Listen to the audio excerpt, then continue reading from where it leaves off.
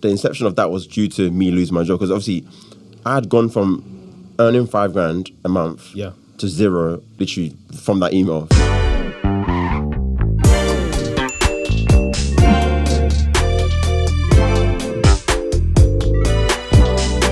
Hey everyone, my name's Adrian Daniels. If this is your first time listening, welcome to the Sound of Accra podcast. We chat with top Ghanaian founders, entrepreneurs and creators worldwide to give you meaningful takeaways that you can apply in life, business and career. Today, I'm sat with a special guest, Alfred. But before I get into that, I just wanted to let you guys know, for today's show notes, you can head over to thesoundofaccra.com/Alfred. That's ALFRED. Is that correct? Perfect. Alfred Dzadey. Dzadey? Is that how I pronounce your name? Jade. Yeah, Jade. Is that correct pronunciation? Welcome to the show, man. Yeah, my Ghanaian brother, yeah? Thank you. Do you know what tribe that surname is? Is it a Ghanaian surname? Yeah, no, it must be. I think, is it North? Volta region. Volta region. Yeah, Volta region, Ewe. There you go, Ewe, So, yeah. You've been there recently? Whatever. Of course I've been, yeah. So, but yeah, it's not somewhere I like to go, if I'm honest. Because it's kind of out there, do you know what I mean? It's not Accra, it's not the central, do you know what I mean? It's not as popular. But if you know Volta region, you know. Oh, it's coming up. I mean, lots of travel and tour stuff of it. You can go in the boat cruise and really nice hotels and all that kind of stuff. Exactly. City boy, yeah. So Alfred, thank you for coming on the show. So for those of you who don't know Alfred, so Alfred is the founder and the director of, is it Real Property Ventures? Correct, yeah. He's also a SME investor, entrepreneur, and a property investor. We're gonna get into his story and how he got to that position. So don't go anywhere. So Alfred, I heard that you're a Manchester United fan first and foremost. Yes, I am. Yeah, me too. Me too. Oh, so we're all in the same. Me too. All right, cool. We're in the same boat. We're not gonna spend too much time. We're not gonna spend too much time in that. But yeah, there's nothing to say, man. Honestly, last Sunday I was at my brother-in-law's place. 2-1. I saw the notification. My mood completely changed. I was like, what is going on? First game back, home game. Mm-hmm. Embarrassing, man. Oh, man. No, I'm not taking credit for the team. Brighton was, but come on. We can't be losing our home game. Yeah. First game of the season. I know it is. It didn't start us in the right foot, but let's just see what happens. It's just first game anyway, man. Yeah. But yeah, man, I also saw something about you being able to raise over 100K in about an hour, right? Oh yeah, so that's a bit of a clip. That's a clip. It's a nice clip, nice little clip there. But I think we're gonna probably dive deep into that because I want you guys to know, what we're kind of, just to give you a little bit of a teaser in terms of what we're gonna get into here at the Sound of Accra podcast. So Alfred, I want to go straight into the show. So look, I think your story, I've learned a bit about your story and what you've achieved and what you've been doing. It's incredible. I can relate to it a bit. But first and foremost, I want to get into this. So, Coventry Live article. So, luxury 500K student mega house renovated by ex-JLR worker who lost a job in pandemic. So did you actually lose a job in pandemic? Yeah. Oh my gosh. There's so many guests who I've interviewed who they've lost their job in pandemic or they pivoted into a business during the pandemic, whether that was Samuel Brooksworth, he was an apprentice from launched remotely. So many other people, Ms. Drew who launched the plantain chips business. There's so many stories. And I feel like I have to start a podcast about the COVID chronicles because there's so many people. In disguise, man. Yeah, tell us, talk us through that story in terms of like what happened, and of course, let's first talk about JLR, like what you were doing there. Quick. So the JLR game. So JLR standing for Jaguar Land Rover, automotive company in the UK. So I went to university in Hertfordshire. I studied Aerospace Engineering. Yeah. So coming out of that, I managed to secure a project management job. Yeah. So that's what led me into Coventry and me working at Jaguar Land Rover. I didn't really have a plan to become a project manager, but as I kind of progressed through my master's degree, that was kind of the direction I kind of found myself naturally going towards. Yeah. I didn't really want to be a technical expert. I kind of liked to manage the engineers, and that's what I actually did for my master's. I managed a team of 12 engineers, and that's what landed me my job. I leveraged that. Wow. In the interview, said, look, guys, I managed a team of 12, we delivered this component, blah, blah. Yeah. And that's what sold myself into getting into the job. And I guess the manager as well took a chance on me as well. He's like, young kid, ambitious, driven. Let's take a chance on him. His play, hire him. He's a clever little guy, Ian. Shout out to Ian Wallace. Shout out to Ian. He was like, you know what? Let me get some points here. I'm going to, sort of the rate, I think maybe like £24 an hour, £25 an hour as a contractor. So he said, okay, let's give this kid like maybe 20, I think he gave me 22 or something in the end. So knocked a few pounds off basically. And after he went back to the guy and said, look, we found someone, let's take a chance and I believe he can do the job. And we're going to give him a slightly lower rate. So like, would you be opposed to having a slight lesser pay? And I was like, you know what, mate, this is life-changing. Like, not life-changing, but at the time, anyways, it was life-changing money. So I was like, yeah, of course. Coming out of uni, securing a 40K plus You're job. hungry. I'm like, come on, like, yeah, I'm doing that all days of the week. Yeah. So yeah, obviously working at Jaguar Land Rover, been amazing. Like, it's the only company like formally coming out of uni that I worked for. Yeah. But I can't fault it. I didn't hate my job or anything like that. Yeah. What drove me to kind of look outside of the corporate world was wanting to earn like 6 figures plus, like 200, 300 grand. Everybody. And the strange thing, a lot of people go to university and are not even slightly aware of what their earning potential is in the career they're going into. Like, they've never actually Googled what's the highest I can earn in the degree space or in the career space I'm going into. And I don't know why, for some strange reason, I hadn't done it as well. So only upon like kind of wanting to kind of cross the 100 grand, 200 grand barrier, me going and Googling and finding out actually a senior project manager, you're only earning like 120, 130, and it's like kind of you've peaked in that industry anyways. So it's like for me, it's like, this is not good. I always aspire to be wealthy young, and that route wasn't going to get me there. So it's like, now what are the alternatives basically? Yeah. And that's how I got myself immersed in the property world.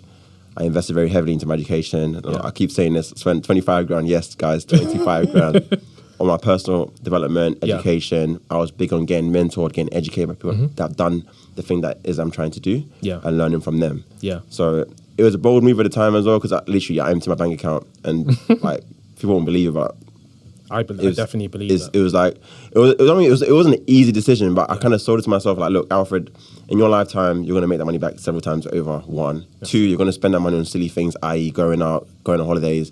All these things are not going to bring any monetary value to yourself or any value they can kind of, that's going to add value, like monetary value to yourself. So it's like, for me, it was a no-brainer.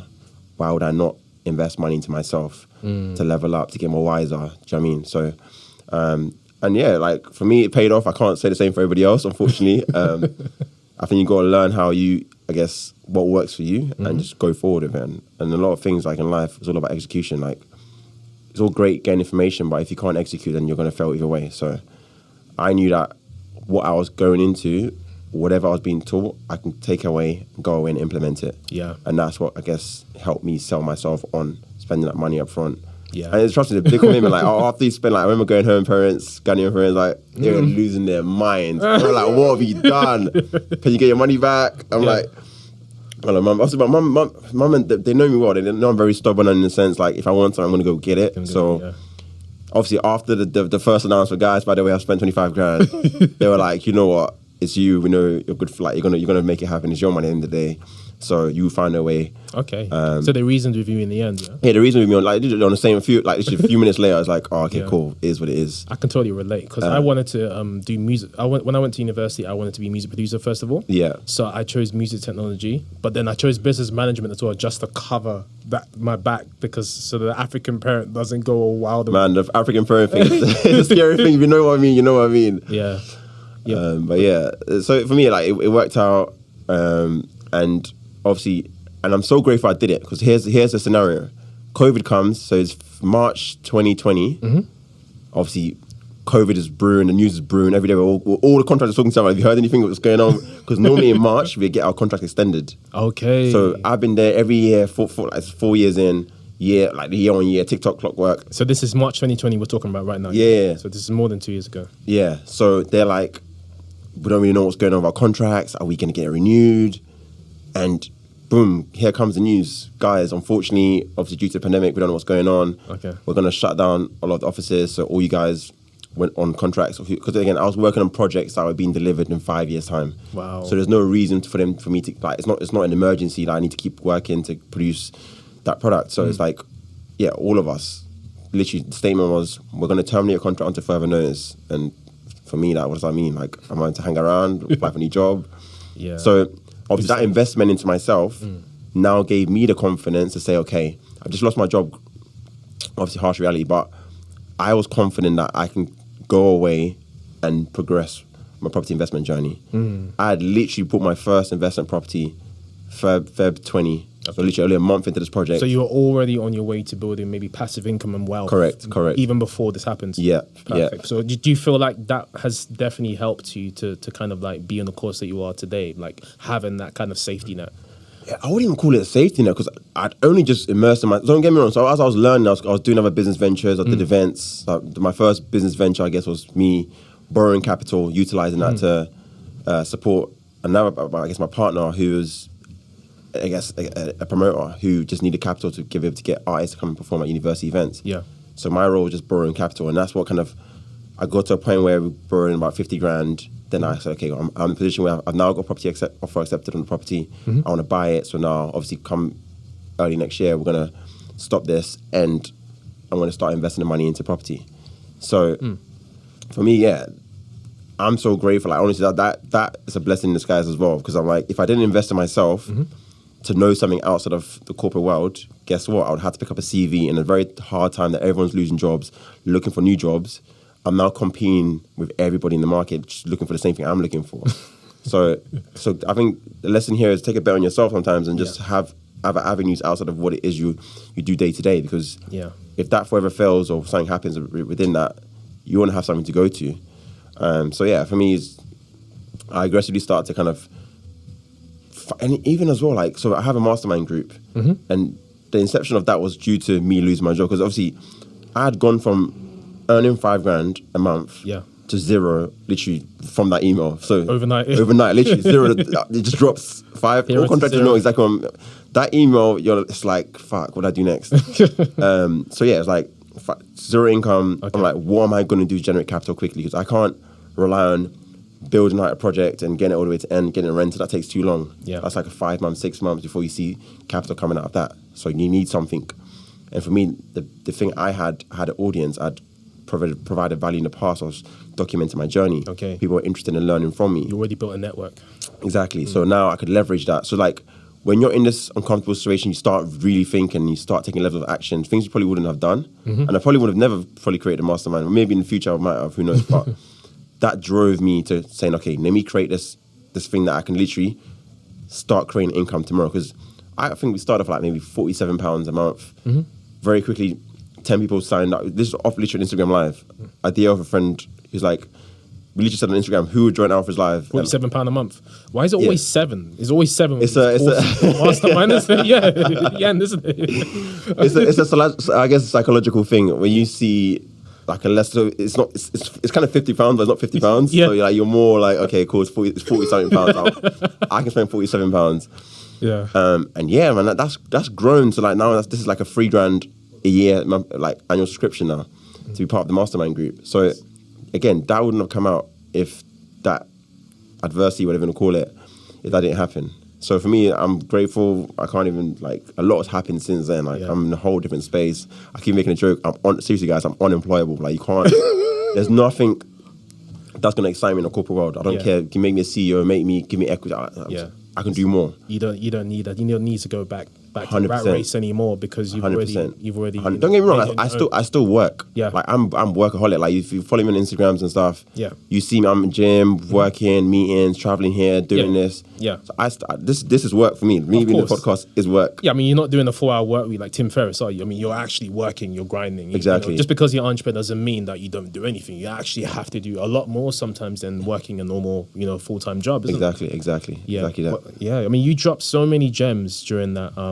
That's the story that you shared, Alfred. So thank you for sharing. I mean, obviously you talked about funds that you've managed or you've raised. You talked about getting into the property investing industry. I mean, you talked about so many different things. Of course, you talked about your parents and upbringing. There's so many different points that I want to touch on. But whilst the mastermind is still fresh, I was going to touch upon that later on in the podcast. Yeah. Let's go there. So when it comes to mastermind, right, it's more of like having a community, right? And correct. Building a community. Yeah. And I know that, this podcast, the Sound of Accra podcast, is now growing into a community, where people want to reach out for different things, whether it's mentorship, job programs, or referrals, etc. Right now, with you, tell us. I want to learn a bit more about the mastermind. Like, not necessarily the money, but How is it changing people's lives? Because I noticed on the website, testimonials there, and things results, like that. results don't lie. And it's all great me saying, I guess I'm about to say what it is that I've done, but like there's people that are actually saying it for themselves and sharing their experiences of what they've got out of the group. Yeah. So we've saved people money, taught people how to raise finance, help people close their deals, get their first investment deal. So like for me, the whole purpose of having that mastermind actually came from how I was like, I looked at it from the point of view, what helped me move forward in my journey, and for me, it's having that community around you. Because it's all good going to a course and getting taught this is what you need to do, this is what you need. But when it comes to practical, actually you implementing what you've learned, you're going to have these nuances, these questions, and you want to have that go-to person or go-to community that says, look, have this problem, try and negotiate on a deal, this seller's not budging, what do you think I should do with this situation? Because these are like particular questions, so like you can't just, a course isn't going to teach you this, unfortunately. Yeah. So having that community, being in this network, this WhatsApp group, on the Zoom call, whatever it is, to be able to ask a question and get an answer literally like this. Yeah. Guess what? You're gonna get closer to your goal. You're gonna be able to overcome your hurdles that you're coming across during your journey. So that's in essence what it's there for, to support you. There's accountability, there's site visits, like exposure to just seeing things in real life as well. Again, of course, only so much you can do theoretically. Seeing a project live in person puts the puzzles, like everything together, basically. Honam Naturals Organic Vegan Skincare. An advanced botanical blend. Regenerate your skin with long-lasting moisture. Shop now at honamnaturals.com. Are there any particular success stories from your own mastermind? Yeah, man. Is there anyone that stands out? Yeah, Ethan is the first one that comes to my mind. Young kids, 23. Yeah. He's now got, I think, five properties now. Again, I changed his mind. So he came into the mastermind wanting to invest up north. Okay. And everyone, again, this is like a big thing in London. Like, oh yeah, London's so expensive, it's priced out. Let's go up north because it's cheaper. And I just switched his mind. So like, look, think about this situation. The reason people want to go to London is like, come outside of London is because they feel like their money's going to allow them to acquire property up in wherever north of England. But what people forget is you're not actually fixing your problem. You're having an interim solution, because if I was asked a question, if you had £1 million, £10 million, would you be saying you're going to travel 4 hours up north to go and buy a property? The answer is hell no. I'm buying and where my location, the place I know really well. Very true. Do you know what I mean? So the problem you need to fix is you have a shortage of money right now. You don't have a network where you can access capital. That's the problem you need to fix. So I changed my mind to, look, Ethan, what's the long play? If the long play is always come back to London to invest, then why the hell are you starting something that you don't intend to finish in that place? So you're basically building a whole network, team, whatever, in the north, a portfolio in the north, and your end goal is to come back to the place where you live. So just go on with it. Figure out the real problem and fix that problem, which is you don't have enough money. So start building a network, and that's what he's done. Kid took on board, and I think when you're younger, you're it's a kind of gullible. Being gullible, I think, is a great thing, because it is. You're going to take it for what it is, and obviously he's taking what I'm saying based on my credibility, what I've achieved, and he's respecting that and just saying, okay, if he's done it and he's telling me this is what I need to do, I'm going to try it and not question it. And this the thing, as you get older, you're like, oh, question, does it really make sense? Or second guessing, all that stuff. Just literally just execute. Like, what do you have to lose? Like, if it doesn't work out, then it doesn't work out. You know what I mean? At least explore that option. At least you got something to fall back on. Maybe you've got like a degree or something you can fall back on. And well, for him, I feel like he made a joke on my Instagram one time in the comments. Like, I feel like this mastermind, I came in so cheap and I bought in so cheap, and they're like, because he was one of the first ones in the group. And now, look at him. He can raise finance to do his deals. He's doing deals in London. He's expanding, doing amazing things. Like, can't even, like, that alone. Yeah. Amazing. It's incredible, man. That's incredible. I mean, I have done a few property courses, and I've been in a mastermind in the past. And I remember one of the mentors there, Samuel I Can Win. Don't know if you know him. I remember he told me that you invest where you live. You understand? Yeah. So he said the same thing. If you live in London, I know London's expensive, but there's always a way you can find to invest in London, or if it's Coventry, Birmingham, whatever. Yeah. Yeah. Wow. That's a very powerful story. Okay. And I wanna go back into. I want to go take a little step back, because you mentioned, of course, you did a degree in, is that Aerospace Engineering? Yeah. Like, I don't know.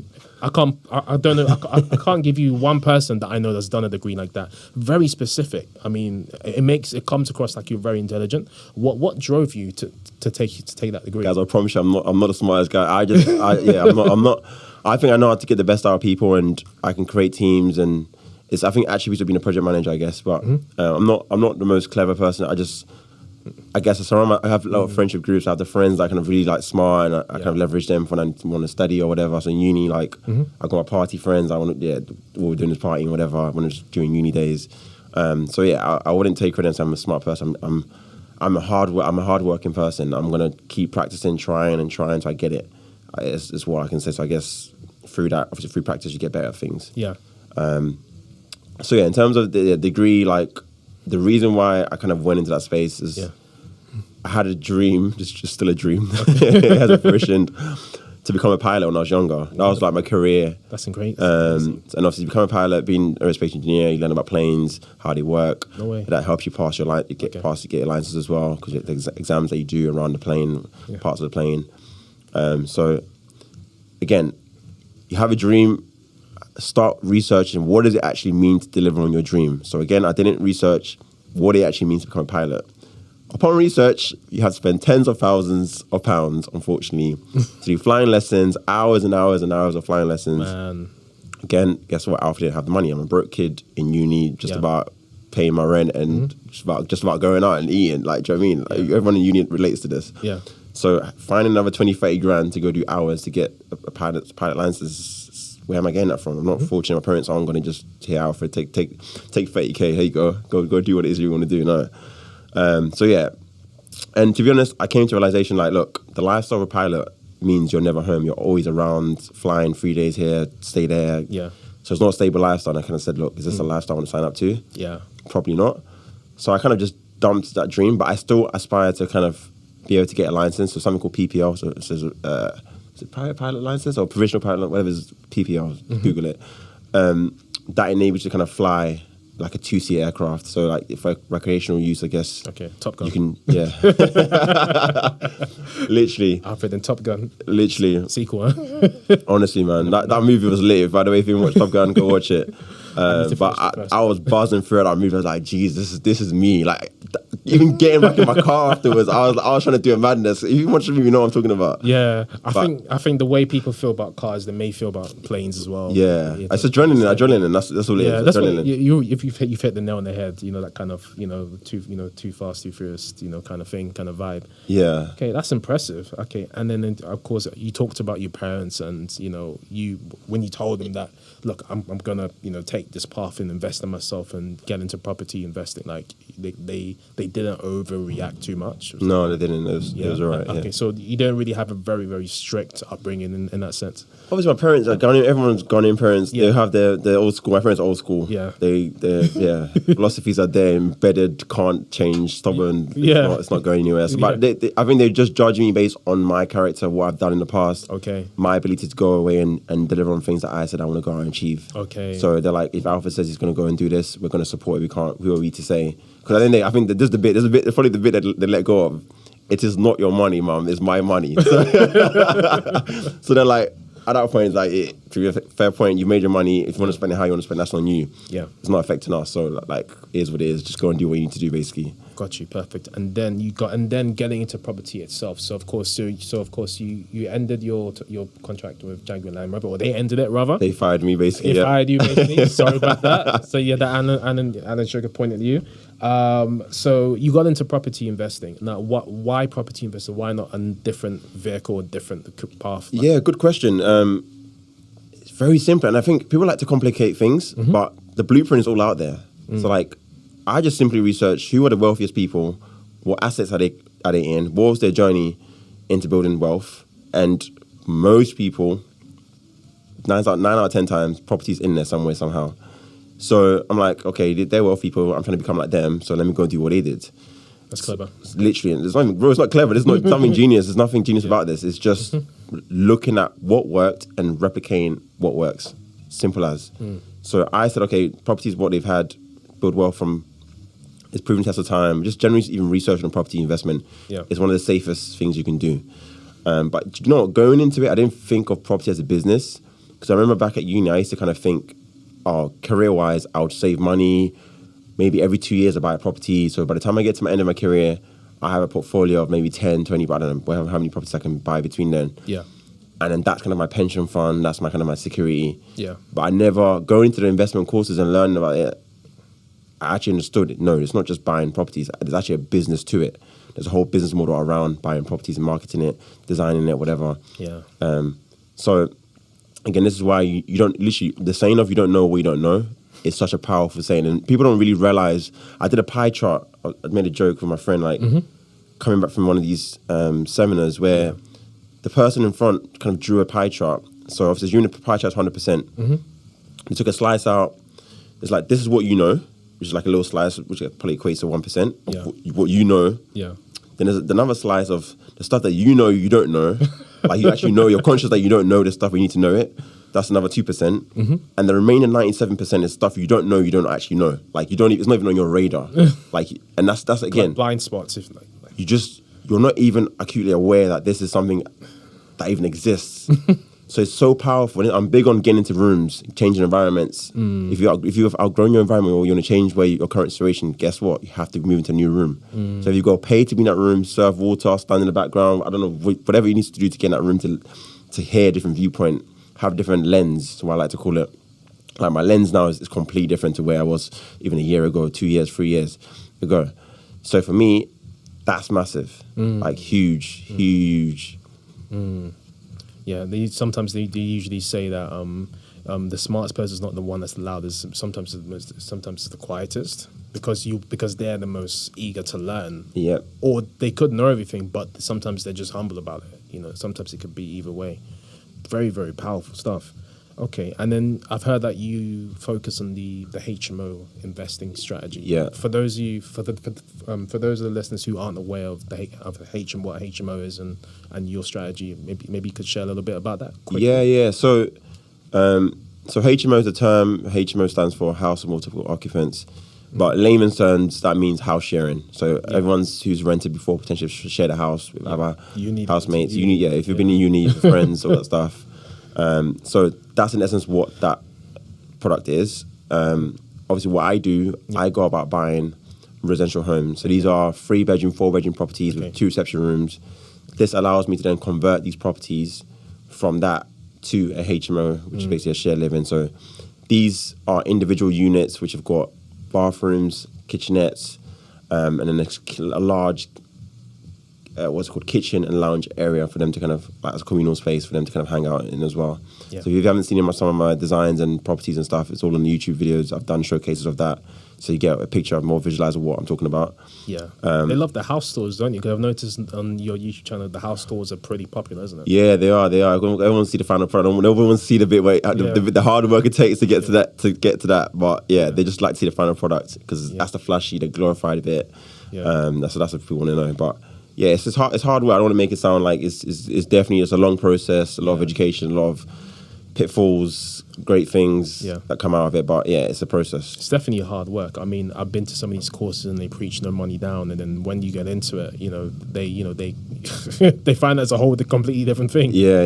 Yeah, it's definitely hard work. And yeah, in terms of the house tours and things like that, like, how important is it for you to document like your journey and what you're doing? Because, for example, you look at the whole Kanye West documentary. I mean, everyone started to get excited about, I'm going to document my life now. How important has it been for you in terms of like raising funds, being an entrepreneur, and building credibility and trust in your community? Man, documentation is the key to my success, I would even say, because COVID happens, everybody's indoors. If you're trying to still do deals, trying to raise capital, you have no physical presence, contact. So if you hadn't built a social media presence ahead of that, well, it's a bit late. Or maybe I guess nothing's ever too late. You could have just been more creative, shop stuff at home. But the point is, I'd already started to document stuff. So I'd already built a following, an audience. So it actually just helped me accelerate my audience growth and allowed me to raise capital, like literally. In lockdown, I'd raised hundreds of thousands of pounds through a Zoom call. I didn't meet this. Some of my investors. Zoom call? Yeah, some of my investors I've never even met in person. They've borrowed me the money, they've got their return, they've been paid back. Still to this day, we haven't met. And it's just because we've been busy, I've never got a chance to meet in person. There's one guy, he's probably borrowed me about a total of 200 grand.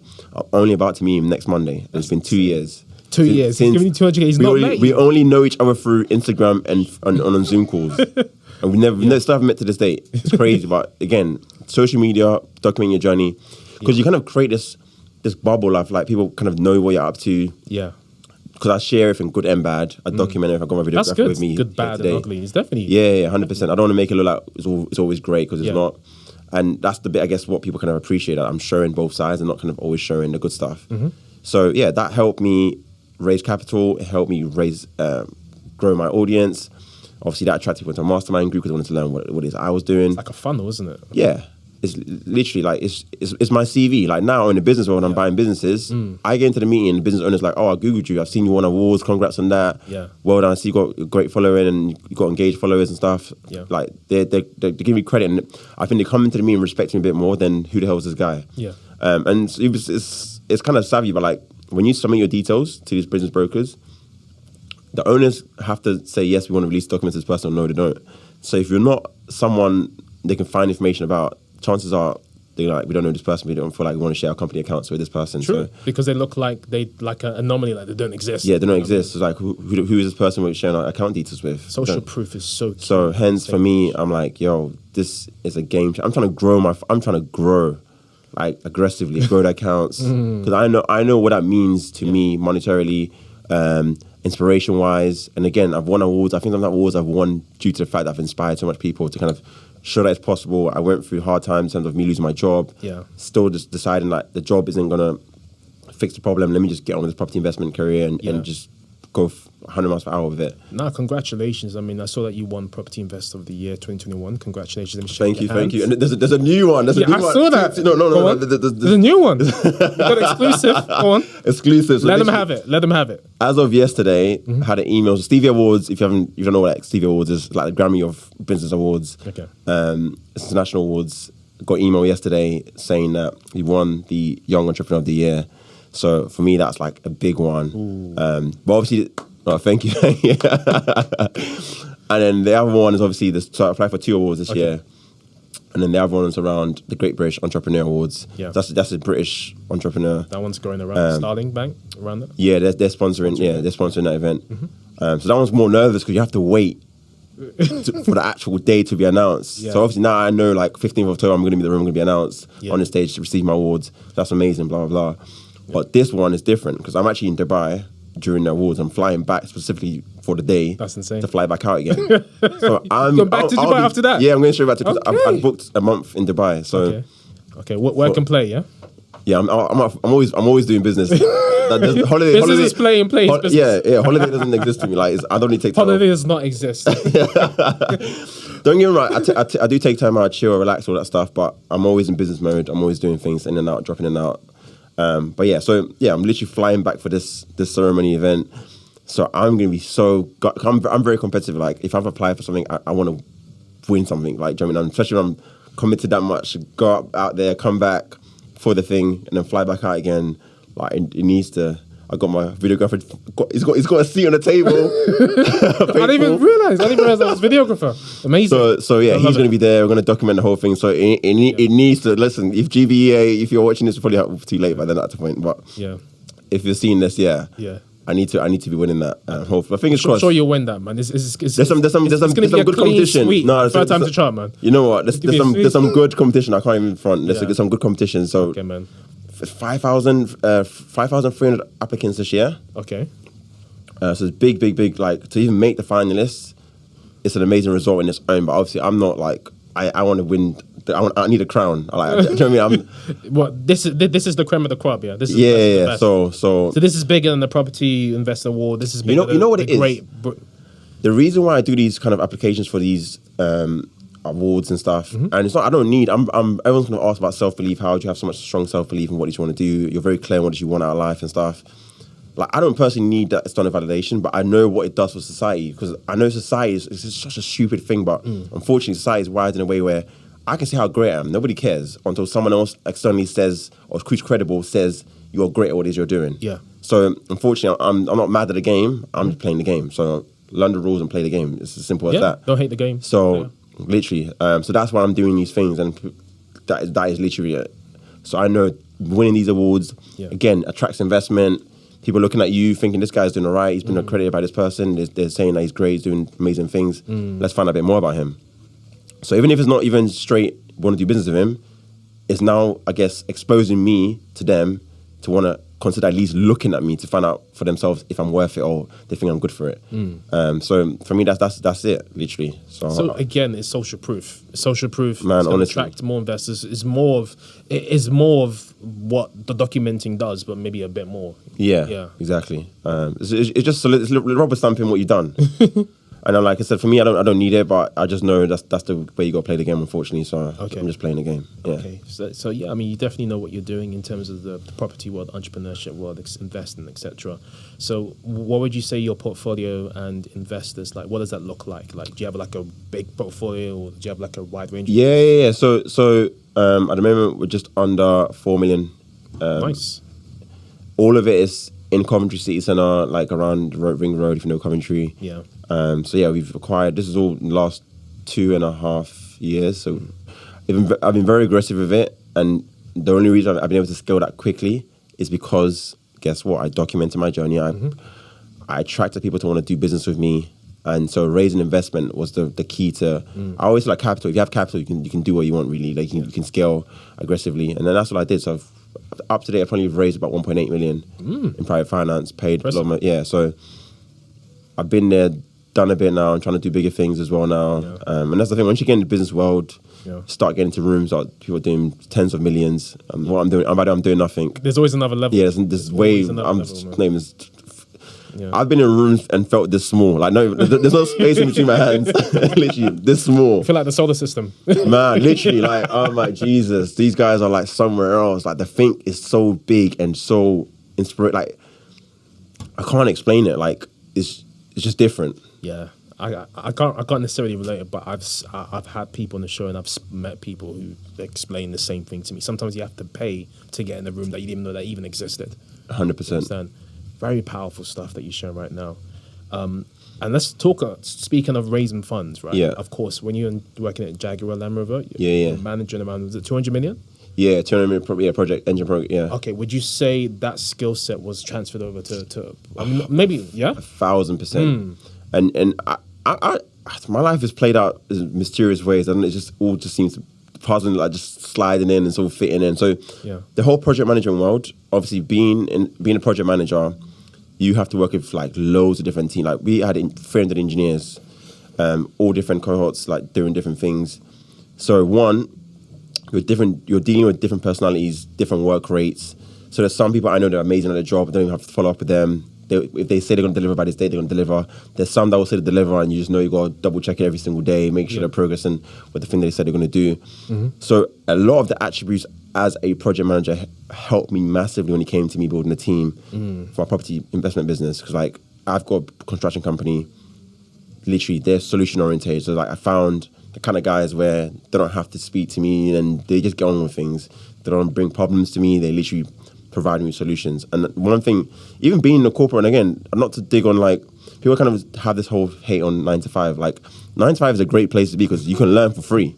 Yeah. Like being in the director meetings and just seeing how the directors think and the questions and the high level think and just how they position certain things.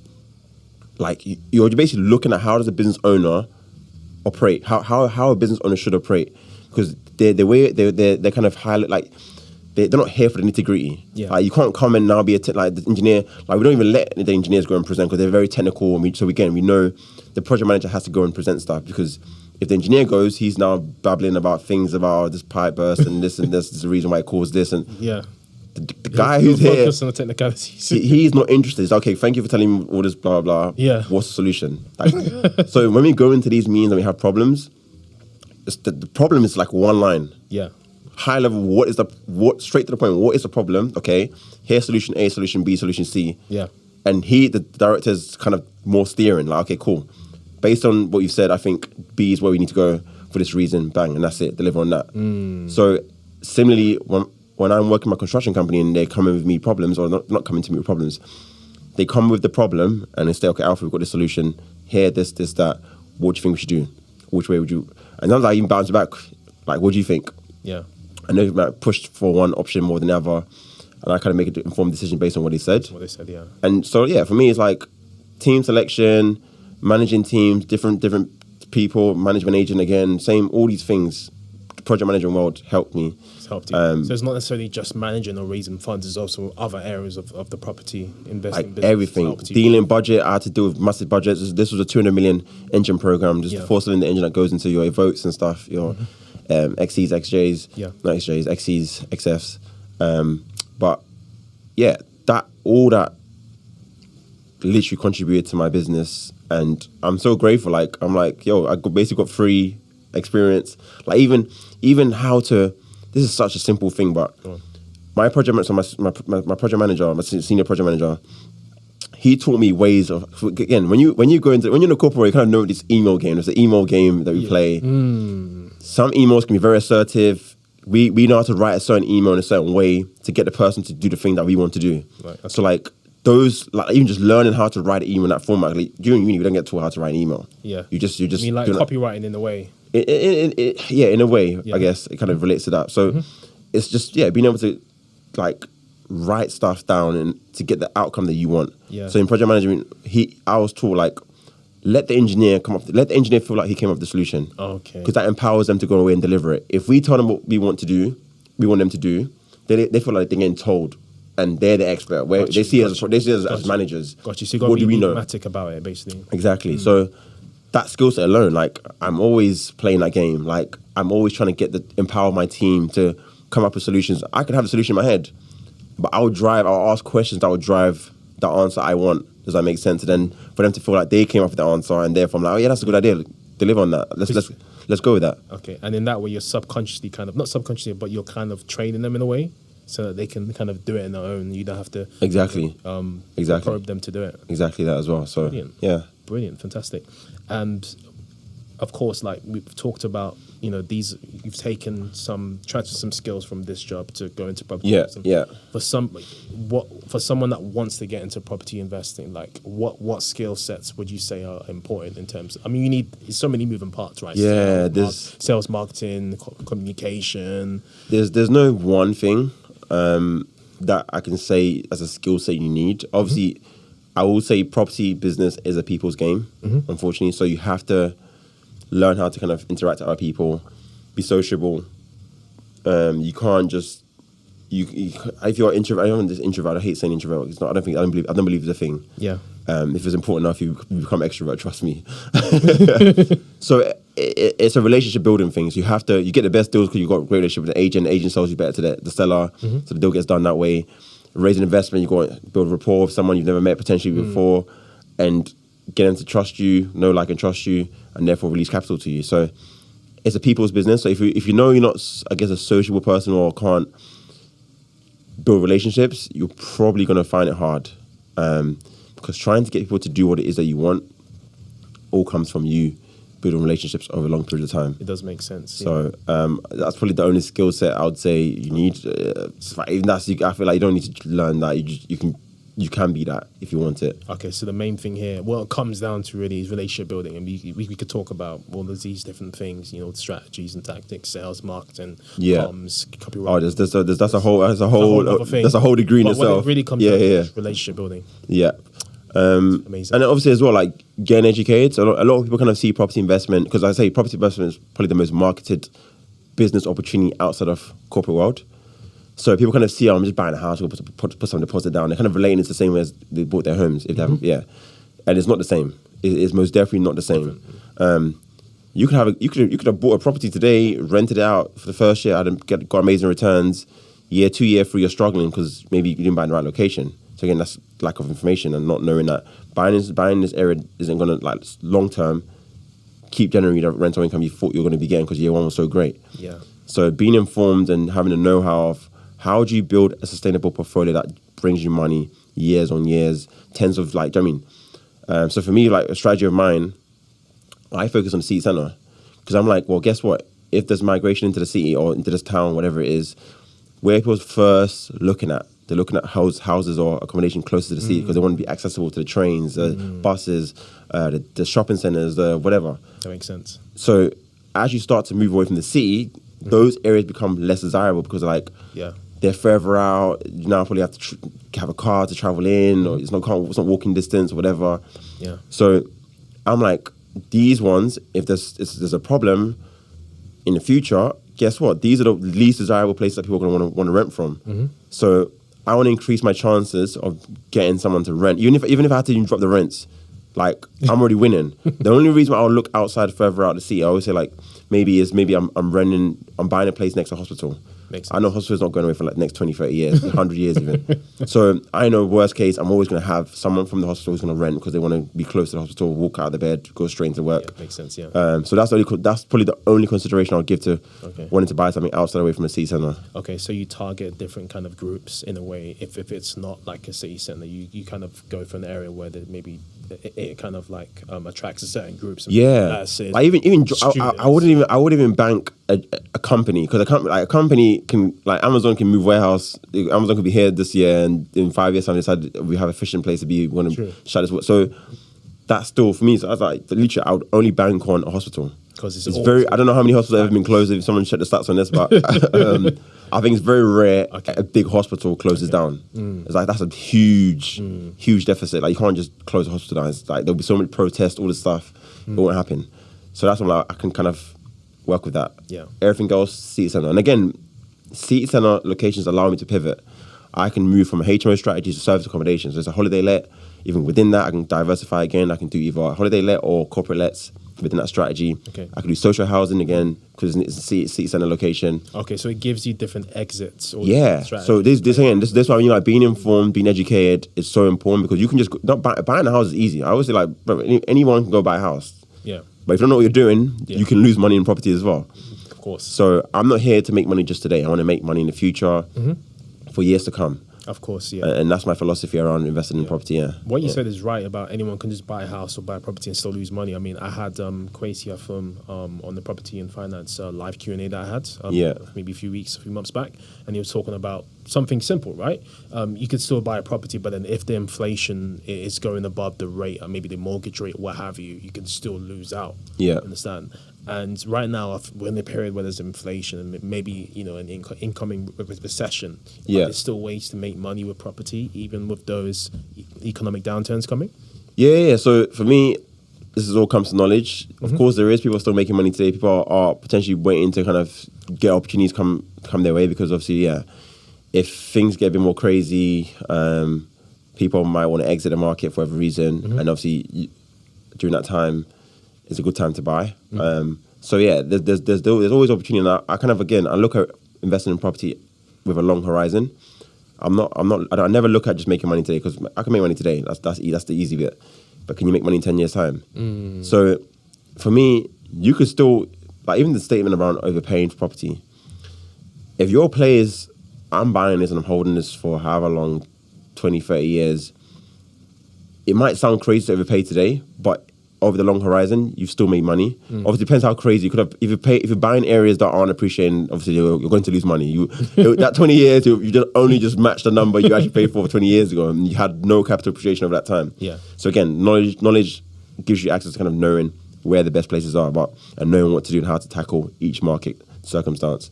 But yeah, people are still making money in a recession. People make more money in a recession. I plan to make more money in a recession. So I'm actually kind of egging this on. Like, let's let this recession actually happen. Let's buy some businesses, buy some property. Yeah. People in the know. That's all it is. Transfer of wealth happens because people in the know what to do, and that's why people that don't know obviously what to do are losing their wealth, because people in the know are coming and capitalizing. We live in a capitalist market, so you can't be mad. And that's why, like, don't be mad at the people that are going out there, getting informed, and doing the things that needs to be done to position themselves in a better place. It's just a game. Yeah, they hate the play, hate the game. Honestly, that's the theme. That's the thing. Yeah. Okay, cool. I want to swiftly move on to Ghana. So I know you've probably spent a bit of time out there in Ghana, whether you've visited or you've come during December. They say it's a 4-week festival. Yeah, literally. Do you have any interest or any active investment opportunities in Ghana at the moment going on? I don't at the moment, but you know what's caught my eye? Yeah, I'm not one. I'm a very focused person. I don't like to kind of dabble into things, so it's on my mind. Yeah, but it's not maybe something I'm not going to implement straight away. But agriculture, you want to get into that? And when I say I'm coming in full force. I'm coming to buy land like there's no tomorrow. Like, so I'm not coming in. I'm talking about tens of millions. I'm just coming in and just buying. Yeah. So it's something that I do want to do across Africa, not even just Ghana alone. But I feel like look at the market size in agriculture. If I don't know if people search this, but it's huge. Huge. Yeah. In the billions. Yeah. So like, there's so much opportunity. It's an untapped market. Like no one's really looked at that heavily. I was really invested heavily into it. Yeah. And obviously, I'm trying to build myself to kind of build his brand, build partnerships. So later on, like again, I'm always thinking I need to have the capital to do it. I'm always looking outside myself actually. Like who can I bring on board this? If I have the know-how, they have the capital. We partner up. I do all the work. We both make money. Yeah. Happy days. Yeah. And trust me, there's so much money on this planet. There is no shortage of money on this planet. So, like, I don't think anything's impossible. Like, I don't have a mindset like it's impossible. How am I going to buy something £10 million, £100 million? I don't think that. I start thinking, who do I need to become? Who do I need to know? What do I need to know? Like, do you know what I mean? All these questions, I start asking these questions allow me to solve the problem, which is I don't have the capital. So how can I get access to it? And that's all it is. You're trying to work out how do you get access to capital. That's the game. Get access to capital, and I promise you the world is yours. What's your tips for someone trying to access capital, trying to raise capital? You have to doing it so well. It's a people want to kind of come out and go and raise, like people do startups and stuff and they want to go out and raise money. Like I'm actually quite against startups raising money from this perspective. I guess if you've got a proven concept, don't go away and give away equity like of like 20% for like $100,000 raise or $200,000 raise. Like make it make sense. Like if I'm going to give 20% of my company, I know I'm building to be a $300 million, $1 billion even dollar company. Why the hell am I giving someone 20% for $100,000 or even £1 million? I'm sorry, you're not getting that. Do you know what I mean? There's this, and I guess like I said, I have a different lens. So like I know it's actually not that hard to generate revenue of £1 million. Yeah. To the normal average person, it sounds like an insane task or achievement to make. But when you start getting around people that are making money, it's actually a relatively like straightforward thing. If you know the know-how, and that's the problem. So if you don't have the know-how, get in the rooms and have the know-how to allow you to raise capital, raise even debt even, and just offer a higher rate of return and just say, look, I'll pay you back in 2 years' time because I believe that this business is going here. But obviously, make sure you know what you're doing and you're actually being personally liable to that money you're borrowing as well. So I get it, startups do fail and all that stuff, so there's risk. People want equity and they see more, I guess, benefit of having equity play in there. But just don't go out borrowing money and giving away huge chunks of your company if you truly believe. And that's our question. Like, do you actually, you're coming to me asking for $100,000, you're telling me I'm going to build a £300 million business, but you'll give me 20% of your company. Like, if you truly believe that, you wouldn't be giving away that huge percent. That's a good point. That's the way I see it. You won't. That's a good point. And you're actually devaluing your company as well, because 20%, basically, if you're coming to me and asking to give 20% of your company for $100,000, you're in effect telling me your company's only worth $500,000 valuation wise. Because that's what you give me 20% of your shares. So that's what it means business wise. Okay. But kind of coming back to like just how do you get access to capital? The way I can talk about how I started in terms of raising capital, and for me, that was people closest to me. Okay. The people closest to you have known, like you, and potentially trust you. So trying to raise capital around these people are the easiest ways to kind of get in the door. As you start to build credibility and you try to document your stuff, what you're up to, the external people around you see what you're doing. And now they still like, oh, I like where you're going, I like the vision, I like the ambition, all of that stuff. Let's talk business. And if they see that you're going somewhere, they want to support you, the conversation now opens. Now it's for you to position yourself in that meeting to be able to close the deal and raise the capital. Yeah. And that's a skill set, I guess, in itself, like learning how to market yourself, how to position yourself, how to ask the right questions. Talk about this stuff earlier. Yeah. And then that's what allows you access to capital. Great. Like winning these awards, I'm hoping someone, and it's already happened. I've had people already message me off the back of winning awards and say, look, Alf, I saw you win this award. Let's connect. I've got some money here. I want to put it to work. I see you've worked with other investors and given them great returns. Let's see what we can do with mine. Yeah. So these are all opportunities to kind of put yourself out there, put your name out there. Guess what? On Google, if you search my name, you'll see stuff come up of what I've done. So people can search me. I'm searchable. I'm not hidden. I'm not hiding. I'm not trying to hide. I'm trying to put everything out there for the open people to make their own perception of who I am, what I've done. I mean, we did talk about this. I mean, it's social proof, and at the same time, it's personal branding as well. Yeah. And I think this is probably a good segue. Grant Cardone. So I know you know that's coming up, right? You know that's coming up. Yes. We had a Zoom call, and you mentioned Grant Cardone has been on over 12,000 podcasts, which is amazing. Yes. But what it does for his personal branding, and of course, again, opening doors to opportunities is going to be, and awareness is going to be crazy, and you're going to have a similar impact doing going down the same path as well. Yeah. Of course, you mentioned capital, so of course he's got Cardone Capital and all this kind of stuff as well. Yeah. Really quickly, I mean, what's it like kind of working in with him and his team, and what have you learned the most? I think the Grant Cardone, by the way, if Grant Cardone experience. Yeah. So this is again, this is a big investment for myself again. This is another 25 grand. This is for a 2-day one. This is a 2 days. How did that feel? Man, you know what? At a time, I just thought, you know what? I have the money. Yeah. This is a once in a lifetime opportunity. I know the price is only going upwards. Yeah. So I'm in a position, I'm here. I had to do a lot of things to make that actually happen. So I had to extend my flight. I was in Miami. Had to then fly to Cabos, which is Mexico. I had a family occasion thing. I had to tell everyone I'm not coming home. I'm going to come back in a few days' time. So I'm going to miss that, unfortunately. And they all kind of understood as well, which is good. So they were supportive of it. Like, do what you need to do, man. We get it. So, yeah, the Grant experience, the 2-day mastermind. I was in a room. This is the room that I felt like I was nothing. Yeah. Because everyone in there, like, we kind of went around talking about like what you do, what business, what kind of revenues you're seeing, and man, these guys are like doing multi-millions. The people in there like 40 million, 20 million. That's Like it's not. I think the lowest number I probably heard in a day maybe like 5 in their business, 5 million in revenue in their business. What, per year? Yeah. So they're all, and again, the ambition, to the growth they want to get to. Like they're like, we want to get to 100 million. Some are talking about getting to 1 billion in their business industry.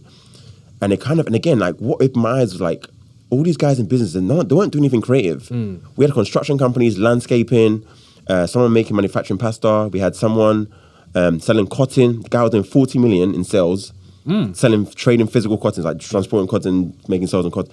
Possible. And these, again, if you look at we need these are things we need every single day. Like that's why it's possible, because everyone needs a place to sleep, everyone needs a place to eat. Someone said, there's like a quote, like if you want to make money, like if you give someone a place, if you focus on place to sleep, place to eat, then you'll make lots of money basically. 100%. Yeah. So like, yeah, these are huge market sizes, and that's what kind of opened my eyes. I think from that, being in that business room, these guys are in market sizes that are in the trillions or billions. Yeah. So them even, it sounds amazing that they're doing 40 million, but 40 million compared to the market size, you're even non-existent. Nobody knows who you are. Sorry. Which again, is insane. Felt like Pluto in the solar system. Literally, man. Oh man, so it kind of got me thinking like, there's so much opportunity to grab a market share. So that's when I mentioned the agriculture thing in Ghana, like in Ghana or whatever. That's hundreds of billions in industry. Yeah. So me even to collecting $1 billion, which I promise you I will take $1 billion in that industry. I'll probably go on and recognize, but the point is like, it's not huge. Like, it's still 1% of 100. If it's 100 billion, it's still only 1%, which is insane. Yeah. Do you know what I mean? So 1% of market shares is nothing. It's nothing. Yeah. So that's why I'm like, if you can tap into big market shares, you haven't got to reinvent the wheel. You haven't the market already exists. People are making money from it. Yeah. You're just trying to get a piece of it. So the bigger the market share, the chances are you can walk away with a significant amount of wealth from just being a little player in that market. Yeah, I mean, which is insane. Your network is your net worth, right? And if you spend enough time around those people, there's only a matter of time when you're gonna, that's gonna rub off. 100%, man. I'm so grateful for that experience. Like priceless. I would not take that back. Yeah. I came back different. I'm different now. I'm wired different. I see things differently. It's open your mind up. Honestly, game best thing this year so far. Yeah, wow. Crazy experience. Wow, I've really enjoyed this conversation, Alfred. Just to wrap up here, what would you say are like tips for people that maybe want to get into just like one tip, particularly the people that want to get into property, and also I know you also don't have, that's not your only business. Like being in property, you're also an entrepreneur. Like you're also looking to acquire businesses and the haulage industry. Of course, we won't go into that. Yeah. But maybe in another episode we can go into that a bit more and why you're going into the haulage industry and stuff like that. Yeah. You want to acquire a business that cash firm, is it for that maybe earning about maybe millions, 3 to 5 million revenue per year, stuff like that? The bigger the better. Like I want to buy a business that's profitable, already operating, proven the test of time. Again, I'm not reinventing the wheel. I'm trying to buy something that already exists. Yeah. They've done all the trouble, the hard work. Now I'm going to take it to the next level. Yeah. And there's parallels, right? I mean, in property, 100%. you can acquire property from a retiring landlord make it acquire a cash flow asset and then go on to the next one. 100%. Same thing with businesses, right? If all the numbers stack up, you acquire that business and then you can maybe take that business to another level and then make it cash flow even more money. So what tips, going back to my question, what tips would you give to someone that wants to get into property, and maybe and what tip would you also give to someone who wants to leave their job and maybe get into entrepreneurship? Yeah, I don't really want to advise like people. I'm not a big person to say leave your job. Yeah, I think, of course. but I guess everyone can have a plan to want to exit their company for whatever reason. That's fine. Yeah. But for me, the biggest change for me was going into new rooms. Like, how can you expect change in your life by surrounded by the people that are doing the same thing that you're currently doing? You can't. It's impossible. I'm sorry. You're not gonna get it done. So get into these new rooms. Get into the rooms of the people that you're trying to become. Because being immersed in that world, you're seeing day to day, you're learning from them. That's now showing what's possible. Because again, in your world currently, you're like, nobody around me buys property. Nobody even buys businesses around me. So how you can't, it's impossible. You don't even know how. Yeah. So you have to start researching. Again, this is all on personal, I guess, you as an individual, taking time out of work in the evenings. And this is what I did in career. I'll finish work, go home, gym, whatever, go home, do some research, watch business interviews, just learn what's worked and start getting the insight, knowledge to where I can kind of go and access more knowledge. So for me, get in the right rooms, get in the right communities, get knowledgeable, and the rest will happen. So I think just getting that new room, someone will introduce you to somebody else, or someone will introduce you to an educational company, or someone will introduce you to a book to read. Yeah. So that kind of opens the door to kind of start exploring that avenue. That makes sense. So that's my only tip I would say. If everything comes together, it all kind of converges, right? Yes. Okay. And what would you say is the sound of Accra to you? If I mention Accra, what thoughts, vibes, feelings come to mind? Just what words or one phrase, one word? A growing city. Like I've been going back every December for the last 5-6 years, maybe even. And guys, if you've never been to Ghana Christmas, must go. Like ever since I went to Ghana for Christmas, I've never spent Christmas in the UK again. Like it's not the same. Yeah, I can relate. It's not the same. Like the sun, your beaming sun, 30 degrees, good food, parties, meeting up with friends. The maddest thing, I don't see some of the people I haven't seen in years I live in the same country with. Yeah, it's mad. But I get to Ghana and I'm like, yo, I ain't seen in a minute. It's crazy. Crazy, yeah, it's crazy. So for me, it's a growing city, growing opportunity. Okay. That's what I see here. Growing city. Thanks. Yeah. Alfred, I've really enjoyed this conversation. Where can people find you and follow you? Mainly on the gram, like social media, Instagram. I'm available on YouTube if you're interested in kind of watching the house tours and the projects and stuff. Obviously, long form contents are on there. TikTok, got a short form contents on there as well. So everywhere, LinkedIn, Facebook, I'm everywhere. So just everywhere. And also, actually, you know what? Just before I forget this, go on. If you guys don't know the tips on getting started, I've got ebooks. So if you go to my Instagram, link in my bio, you'll see, or maybe we can add a description as well. We'll add it to the show notes. And then you can just, get access to the tips and how to raise finance as well as an ebook on that. Yeah. So you can get access to that. So that will be beneficial to your audience, I guess, as I'm well. sure it'll be really beneficial to them. I can almost hear them clicking on the other end of the screen. So Alfred, I've really, really enjoyed having you. No, thank you, man. So Thank much you. for coming on. Thank you. So there you have it, guys. Alfred Dzadey. Dzadey. Now, hopefully I get that right the next time, yeah? That you've heard from him. Thank you so much for tuning in. Just to remind you, if you want today's show notes, head over to thesoundofaccra.com/Alfred. That's ALFRED. And I think that's all for today. Thank you so much. No, thanks for having me, and I hope your audience got a lot out of this as well. No problem. Thank See you you in the next one. Thank you, guys. Cheers.